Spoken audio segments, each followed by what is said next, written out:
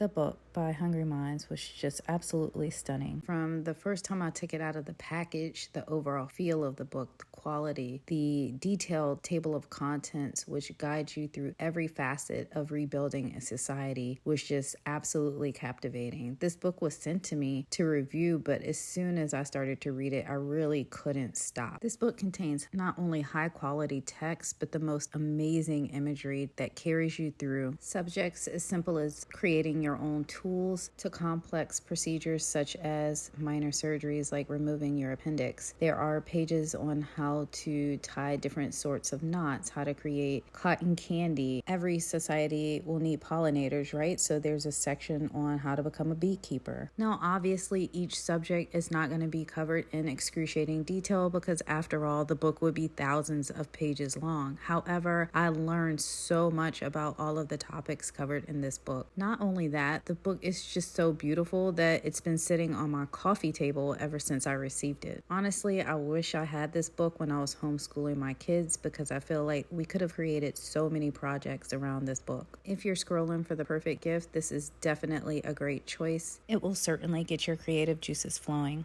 And in the unfortunate event that there is some sort of collapse to our society, you will definitely have a head start on rebuilding it.